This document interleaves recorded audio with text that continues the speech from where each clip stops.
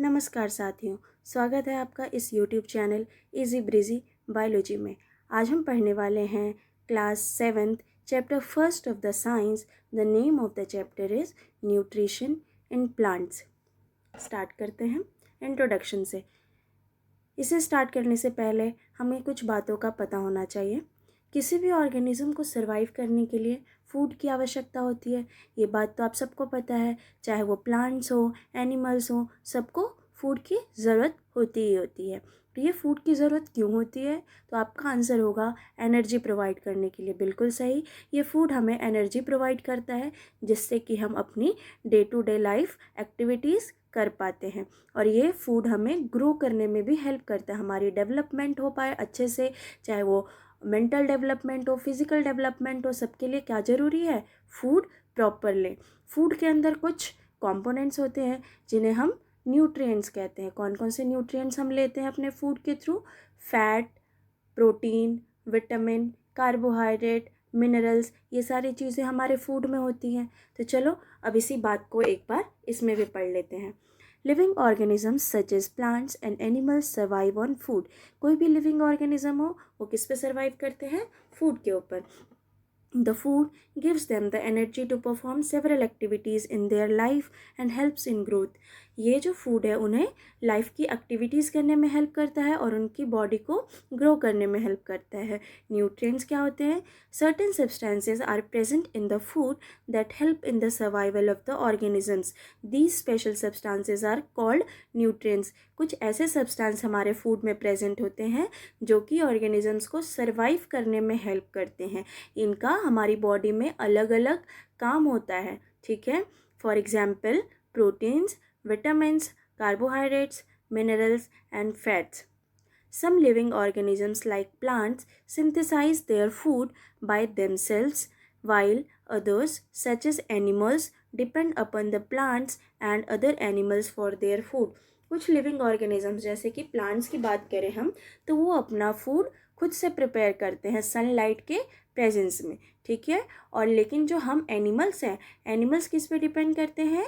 किसी दूसरे एनिमल पे या फिर प्लांट के ऊपर अपना फूड लेने के लिए डिपेंड करते हैं, ठीक है। तो ये चीज़ें आपको समझ आ गई। अब हम देखते हैं न्यूट्रिशन क्या होता है, इसकी डेफिनेशन क्या है, कितने टाइप के न्यूट्रिशन होते हैं, ये सब हम एक एक करके पढ़ेंगे। Definition of nutrition. Nutrition is the process by which organisms take in the food and utilize it in order to survive. यानी न्यूट्रिशन एक ऐसा प्रोसेस है जिसके थ्रू ऑर्गेनिजम्स, कोई भी ऑर्गेनिज्म, एनिमल या प्लांट, अपना भोजन लेते हैं। किस लिए? सर्वाइव करने के लिए। फूड की ज़रूरत तो सर्वाइव करने के लिए ही होती है ना। तो कोई भी ऐसा प्रोसेस जिसके थ्रू एनिमल्स फूड को ले रहे हैं उसे हम क्या बोलते हैं? न्यूट्रिशन। अब ये फूड कितनी तरीके से लिया जा सकता है? या तो हम फूड खुद से बना सकते हैं या किसी और के ऊपर फूड के लिए डिपेंड हो सकते हैं। तो उसके बेसिस पे हम न्यूट्रिशन देखते हैं कितने टाइप के। मोड्स ऑफ न्यूट्रिशन, न्यूट्रिशन के तरीके दो तरीके के हैं, ऑटोट्रॉफिक न्यूट्रिशन और heterotrophic nutrition. Autotrophic nutrition, auto का मतलब सेल्फ यानी कि खुद से, and trophos means nourishment. Nutrition in which organisms can prepare their own food, यानी ऐसा न्यूट्रिशन जिसके अंदर ऑर्गेनिजम्स अपना फूड खुद से प्रिपेयर कर रहे हैं, वैसे न्यूट्रिशन को हम क्या बोलते हैं? Autotrophic nutrition. And organisms which can prepare their own food are called autotrophs. और ऐसे ऑर्गेनिजम्स जो अपना फूड खुद से प्रिपेयर कर रहे हैं उन्हें हम ऑटोट्रॉफ्स बोलते हैं। और इस तरीके के न्यूट्रिशन को हम क्या बोलते हैं? Autotrophic nutrition. Second type is heterotrophic nutrition. ये भी दो वर्ड से मिलकर बना है, हेटेरो एंड ट्रोफोज। हेटेरोज का मतलब है अदर, यानी कि जो अपना फूड खुद से प्रिपेयर ना कर पाए, किसी और पे डिपेंडेंट हो, ऐसे न्यूट्रिशन इसमें आएंगे। Nutrition in which organisms get their food directly और इनडायरेक्टली फ्रॉम प्लांट्स, यानी कि ऐसा न्यूट्रिशन जिसके अंदर ऑर्गेनिजम्स अपना भोजन डायरेक्टली या इनडायरेक्टली किससे लेते हैं? प्लांट से। Organisms which get their food directly और indirectly from plants are called heterotrophs. और ऐसे ऑर्गेनिजम्स, उन्हें हम क्या बोलते हैं? जो अपना भोजन खुद से नहीं बना सकते, प्लांट्स पे डिपेंड करते हैं, उन्हें हम बोलते हैं heterotrophs. Next, how do plants prepare their food. अभी हमने देखा कि पौधे अपना भोजन खुद से बनाते हैं, उनके अंदर ऑटोट्रॉफिक न्यूट्रिशन होता है, उन्हें हम ऑटोट्रॉफ कहते हैं। तो ये प्लांट्स अपना फूड प्रिपेयर कैसे करते हैं ये देखते हैं हम। Plants prepare their food with the help of certain raw materials that they gather from their surroundings. Plants को अपना भोजन बनाने के लिए कुछ रॉ मटेरियल्स की ज़रूरत होती है जो कि वो सराउंडिंग से लेते हैं। आप कुछ भी बना रहे हो, चाहे आप घर बनाने की बात अगर करते हैं, तो जब घर बनता है तो उसके लिए भी कुछ रॉ मटेरियल्स की ज़रूरत होती है। ईंट चाहिए, मिट्टी चाहिए, सीमेंट चाहिए, पानी चाहिए, इन सब को मिला करके एक घर बनाया जाता है। उसी तरीके से प्लांट्स को अपना भोजन बनाने के लिए भी कुछ रॉ मटेरियल्स चाहिए जिससे वो अपने इन्वायरमेंट से लेते हैं। कौन कौन से रॉ मटेरियल्स हैं ये? वाटर है, carbon dioxide, sunlight, minerals, chlorophyll. जब ये सारी चीज़ें प्लांट्स को मिल जाती हैं तब प्लांट्स अपना खाना बना पाते हैं। The process by which plants prepare their food by using these raw materials is called photosynthesis। यानी उस प्रोसेस को क्या बोलते हैं जिसमें प्लांट्स ये सारे रॉ मटेरियल्स को इकट्ठा करते हैं और उसके थ्रू अपना फूड प्रिपेयर करते हैं, तो उस प्रोसेस को हम क्या बोलते हैं? फोटोसिंथेसिस। अब इसके बारे में हम बिल्कुल डिटेल में स्टडी करेंगे, ठीक है। यहाँ देखो, अभी आपने देखा सारे रॉ मटेरियल्स प्लांट्स इकट्ठे करते हैं।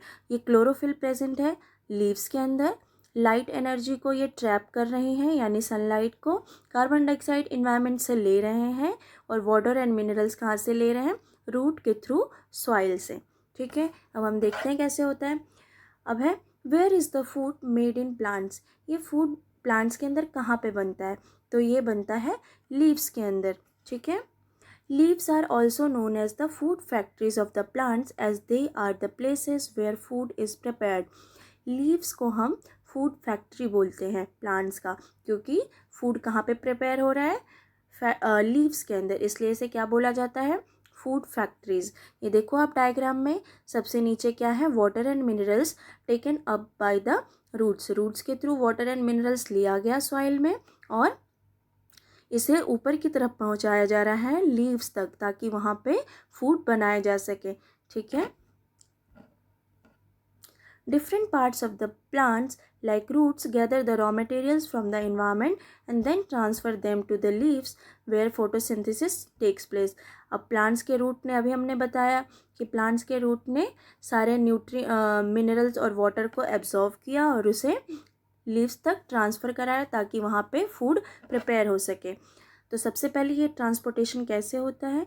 Transportation of water and minerals in plants. The roots of the plants absorbs the water and minerals of the soil and then transport them to the leaves via stem and branches. यानी कि stem के through, ये जो तना है और इसकी जो शाखाएँ हैं, ब्रांचेस हैं, इसके थ्रू प्लांट्स क्या करते हैं? ये वाटर एंड मिनरल्स को लीव्स तक पहुंचाते हैं। सेकंड स्टेप में क्या होता है? अब क्या हो रहा है कि और किस चीज़ की ज़रूरत होती है? वाटर एंड मिनरल्स के अलावा प्लांट्स को कार्बन डाइऑक्साइड की ज़रूरत होती है।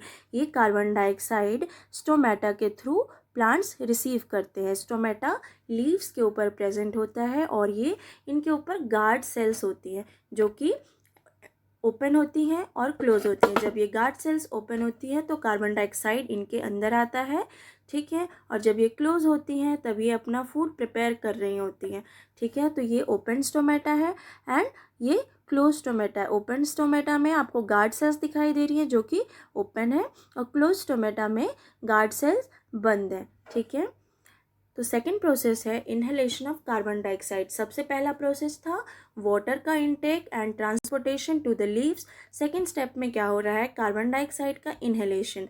देयर आर टाइनी होल्स और pores present on the surface of the leaves called stomata that take in the carbon dioxide present in the atmosphere. यानी कि लीव्स के ऊपर जो पत्तियां हैं प्लांट्स के, उनके ऊपर छोटे छोटे से पोर्स है, छिद्र है, जिन्हें हम क्या बोलते हैं? स्टोमेटा। ये स्टोमेटा क्या करते हैं? कार्बन डाइऑक्साइड को इनहेल कर लेते हैं, ठीक है। नेक्स्ट क्या हो रहा है? Presence of chlorophyll in the leaves. Leaves के अंदर क्लोरोफिल प्रेजेंट है जो कि सनलाइट को ट्रैप करने का काम करता है। A substance called chlorophyll is present in the leaves of the plants. Plants के लीव्स में एक तो स्टोमेटा है और क्या प्रेजेंट है? क्लोरोफिल प्रेजेंट है। क्लोरोफिल एक तरीके का पिगमेंट है जो कि प्लांट्स को ग्रीन कलर भी प्रोवाइड करता है। जो पत्तियों का आपने ग्रीन कलर देखा है वो क्लोरोफिल की वजह से ही होता है। It is a green colour pigment. The chlorophyll not only provides green colour to the leaves but also helps in the process of photosynthesis. ये जो क्लोरोफिल है सिर्फ ग्रीन कलर ही प्रोवाइड नहीं कर रहा, यानी पत्तियों का कलर हरा है बस यही काम नहीं है इनका, इसके अलावा ये फोटोसिंथेसिस में भी हेल्प कर रहा है। Chlorophyll captures the sunlight and along with other raw materials prepares the food in the leaves. Chlorophyll क्या करता है? सनलाइट, जो सूर्य से जो रोशनी आ रही है, सूर्य की एनर्जी को अपने अंदर कैप्चर कर लेता है, बंद कर लेता है और दूसरे रॉ मटेरियल्स की हेल्प से, यानी सनलाइट की हेल्प से और जो दूसरे raw materials water, carbon dioxide, minerals, इन सब की हेल्प से फूड प्रिपेयर करता है। तो ये आप देखो, ये क्या है, ग्रीन ग्रीन से लीव्स आपको दिखाई दे रहे हैं, इसके ऊपर ये छोटे छोटे क्लोरोफिल है और ये सेल्स जो दिखाई दे रही है वो कौन सी सेल्स हैं? गार्ड सेल्स है, जो कि ओपन है और यहाँ पे कार्बन डाइऑक्साइड एंटर हो रहा है और ये छोटे छोटे पिगमेंट्स दिखाई दे रहे हैं, ये क्लोरोफिल है। ये क्या काम करते हैं? पौधों को ग्रीन कलर प्रोवाइड कराना और सनलाइट कैप्चर करना, ये किसका काम है? क्लोरोफिल का। ठीक है, नेक्स्ट टॉपिक चलते हैं। This process of photosynthesis only occurs in the daytime in the presence of sunlight, hence it is called photosynthesis. Photo means light. ये जो photosynthesis का process है sunlight के presence में हो रहा है, इसलिए हम इसे क्या बोलते हैं? photosynthesis. photo का मतलब क्या होता है? लाइट, यानी लाइट के प्रेजेंस में, सनलाइट के प्रेजेंस में ये पूरी प्रक्रिया हो रही है। पौधे अपना भोजन सनलाइट के प्रेजेंस में बना रहे हैं, इसलिए इसका नाम फोटोसिंथेसिस है।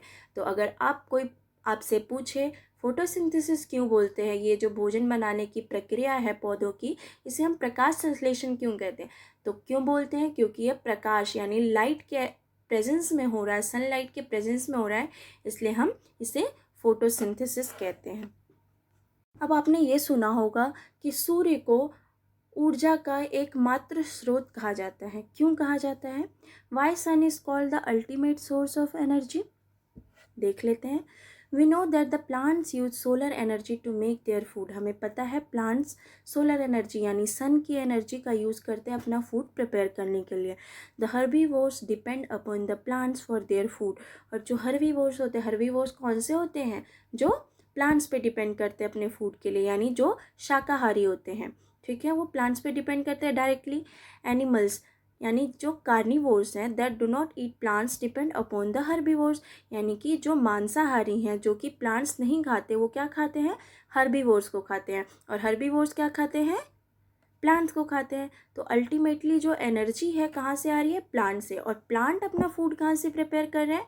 सनलाइट के प्रेजेंस में, इसलिए सन को क्या कहा जाता है? Ultimate source of energy. Therefore, all of the living organisms directly or indirectly receive their energy from the sun. इसलिए हम क्या कह सकते हैं? कोई भी ऑर्गेनिज्म हो, डायरेक्टली या इनडायरेक्टली वो अपने एनर्जी कहाँ से ले रहा है? सन से। समझ आ गया आपको? ठीक है, next topic, cells in living organisms. अब आपके इस चैप्टर में थोड़ा सा इंट्रोडक्शन जो है सेल के बारे में दिया हुआ है। ठीक है, तो हम सेल के बारे में थोड़ा सा पढ़ लेते हैं। Parts of cell. सेल आपको पता है ना, जो हमारी पूरी बॉडी है वो किससे मिलकर बनी है?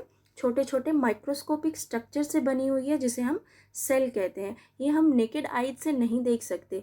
ठीक है, सेल जो है, ये सेल, बहुत सारी सेल्स जब इकट्ठे एक काम को परफॉर्म करती हैं तो उन्हें हम टिश्यू कहते हैं। बहुत सारे टिश्यू मिल करके ऑर्गन बनाते हैं और बहुत सारे ऑर्गन्स मिल करके एक ऑर्गन सिस्टम बनाते हैं, जिससे कि हमारी एक पूरी बॉडी तैयार होती है।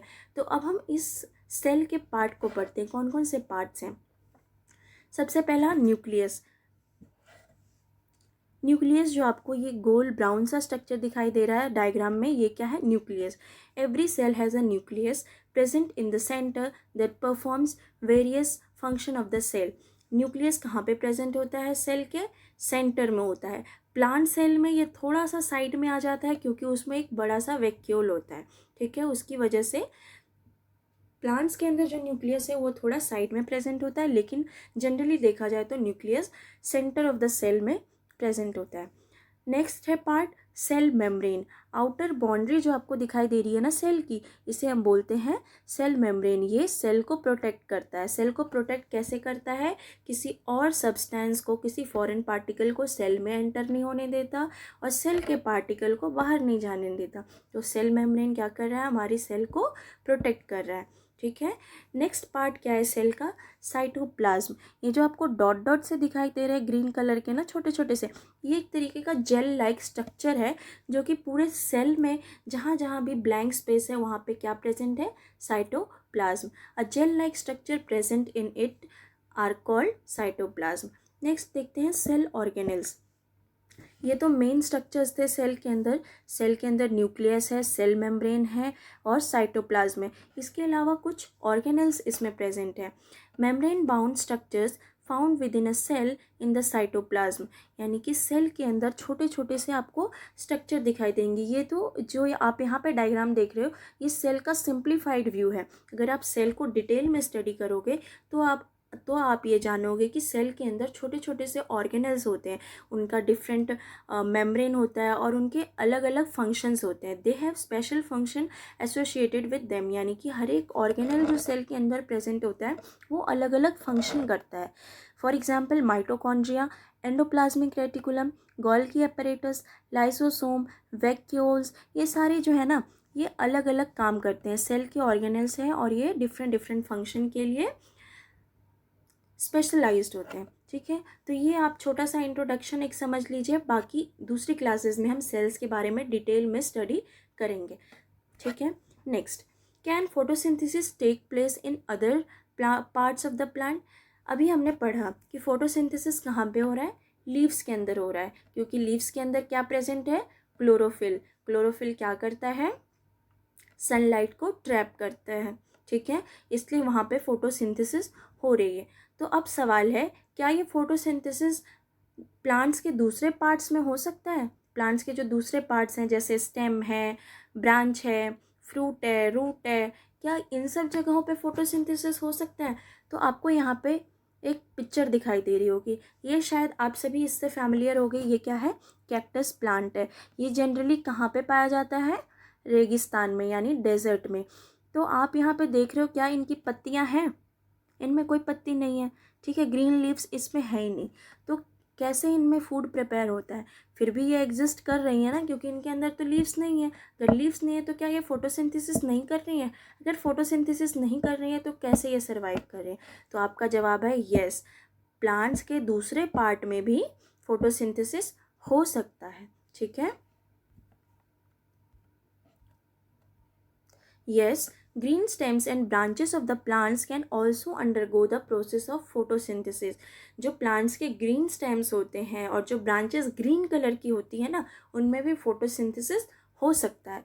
For example, plants in the desert area like cactus do not have leaves, but they still exist there because their stem produces the food for the plant. जो हरे कलर की स्टेम दिखाई देती है आपको, ग्रीन स्टेम और green branches दिखाई देती है ना, उनके अंदर क्लोरोफिल प्रेजेंट होता है जो कि फोटोसिंथेसिस कर सकता है। इसलिए ये जो कैक्टस प्लांट है ये सरवाइव कर पाता है क्योंकि इनके अंदर फोटोसिंथेसिस कहाँ हो रही है? इनके स्टेम में हो रही है। ठीक है। Production of oxygen and carbohydrates by the plant. अभी हमने पढ़ा कि फोटोसिंथेसिस कैसे हो रहा है, किन रॉ मटेरियल्स को यूज़ करके ये फोटोसिंथेसिस की प्रोसेस हो रही है। अब ये जो प्रोसेस हुआ इस पर प्रोड्यूस क्या हुआ ये तो हमने पढ़ा ही नहीं। हमने देखा कि कार्बन डाइऑक्साइड लिया पौधे ने, वाटर लिया और क्या लिया? मिनरल्स को लिया और सनलाइट लिया। लेकिन बना क्या इनसे? फूड बना। वो किस फॉर्म में बना? तो वो किस फॉर्म में बनता है? कार्बोहाइड्रेट के फॉर्म में, यानी शुगर के फॉर्म में। और कार्बोहाइड्रेट के साथ एक और चीज़ बनती है, वो क्या बनती है? ऑक्सीजन। ठीक है। Plants use carbon dioxide and water in the presence of sunlight and chlorophyll to produce carbohydrates and oxygen, यानी कि प्लांट्स कार्बन डाइऑक्साइड, वाटर का यूज़ करते हैं सनलाइट के प्रेजेंस में और क्लोरोफिल के प्रेजेंस में क्या प्रोड्यूस करते हैं? Carbohydrate and oxygen. The carbohydrates thus produced by the plants are converted into starch. इसलिए जो कार्बोहाइड्रेट प्लांट्स के द्वारा प्रोड्यूस हो रहा है वो किस में कन्वर्ट हो रहा है? स्टार्च। यानी कि जब बहुत सारे कार्बोहाइड्रेट्स, बहुत सारे ग्लूकोज मॉलिक्यूल इकट्ठे होते हैं तो वो क्या बना देते हैं? वो सारे उनका जो एक्यूमुलेशन होता है उसे हम बोलते हैं स्टार्च। किस फॉर्म में स्टोर होता है? अगर कोई आपसे पूछे प्लांट जो फूड प्रिपेयर करते हैं वो किसके रूप में स्टोर होता है, तो आपका आंसर क्या होगा? स्टार्च। स्टार्च के फॉर्म में प्लांट्स अपना फूड स्टोर करते हैं। तो ये फोटोसिंथेसिस की पूरी इक्वेशन है, आप इसे याद कर लें एज इट इज़, ठीक है। लीव्स के अंदर क्या होता है? कार्बन डाइऑक्साइड और वाटर लाइट और क्लोरोफिल के प्रेजेंस में क्या बनाते हैं? Glucose and oxygen. ये सिंबल इक्वेशन दे रखी है। Carbon dioxide CO2 6 CO2 plus 6 H2O यानी 6 कार्बन डाइऑक्साइड के मॉलिक्यूल, 6 वाटर के मॉलिक्यूल, लाइट और क्लोरोफिल के प्रेजेंस में क्या बनाते हैं? Glucose molecule and 6 oxygen molecule। C6H12O6 is the formula of glucose and O2 is the formula of oxygen। तो आई होप ये फोटोसिंथेसिस की प्रोसेस आपको समझ आ गई होगी। अब एक सवाल, why algae are green in colour? ये जो आपने एल्गी देखा होगा, काई देखी होगी ना कई जगह पे, वो ग्रीन कलर के क्यों होते हैं? ये देखो, ये काई आपको दिखाई दे रही है कहाँ पे? पानी के अंदर। और ये कहाँ दिखाई दे रही है? ऐसे जगह जहाँ पे पानी बहुत ज़्यादा बार बार इकट्ठा होता हो, वहाँ पे क्या लग जाती है? काई लग जाती है। तो ये ग्रीन कलर के क्यों होते हैं? Algae get their green colour from chlorophyll. अभी हमने पढ़ा था ग्रीन कलर पौधों के लीव्स को कौन प्रोवाइड करता है? क्लोरोफिल। तो ये एल्गी भी ग्रीन कलर के क्यों होते हैं? क्योंकि इनमें क्या प्रेजेंट है? Chlorophyll. Since they have chlorophyll in them they are capable of conducting photosynthesis. अब क्योंकि इनमें क्लोरोफिल है, ठीक है, तो ये क्या प्रिपेयर कर सकते हैं? अपना फूड खुद से प्रिपेयर कर सकते हैं, यानी इसमें फोटोसिंथेसिस हो सकती है एल्गी के अंदर, ठीक है। Synthesis of plant food other than carbohydrate. अभी हमने पढ़ा कि फोटोसिंथेसिस में क्या बन रहा है? Glucose and oxygen. तो ग्लूकोज तो क्या है? एक तरीके का कार्बोहाइड्रेट है, शुगर है। तो क्या प्लांट्स कार्बोहाइड्रेट के अलावा भी कुछ प्रोड्यूस करते हैं? क्या इनमें प्रोटीन भी प्रोड्यूस होता है? क्या इनमें फैट प्रोड्यूस होता है? क्या विटामिन्स प्रोड्यूस करते हैं? अगर करते हैं तो कैसे करते हैं, ठीक है। Along with carbohydrates, plants can also produce proteins and vitamins which are formed with the help of nitrogen। अगर आप डिटेल में कभी पढ़ोगे, अगली हायर क्लासेस में आप पढ़ोगे कि जो प्रोटीन और विटामिन होते हैं वो किससे बने होते हैं? उनमें नाइट्रोजन मॉलिक्यूल प्रेजेंट होता है, ठीक है। तो कार्बोहाइड्रेट्स के अलावा प्लांट विटामिन और प्रोटीन भी प्रोड्यूस करते हैं, किसकी सहायता से? नाइट्रोजन की हेल्प से। ये नाइट्रोजन उन्हें कहाँ से मिलता है? Nitrogen is present in large amount in the air, but plants cannot consume the nitrogen directly from the atmosphere। आपको पता है हमारे इन्वायरमेंट में सबसे ज़्यादा अबंडेंट जो गैस है, यानी सबसे ज़्यादा जो मिलने वाली गैस है वो नाइट्रोजन है, ठीक है। नाइट्रोजन में 78% इन्वायरमेंट में 78% नाइट्रोजन अवेलेबल है। लेकिन जो प्लांट्स है ना, इस नाइट्रोजन को डायरेक्टली नहीं ले सकते, क्योंकि ये इनके लिए कंज्यूमेबल तरीका नहीं है, ठीक है। तो कैसे लेते हैं?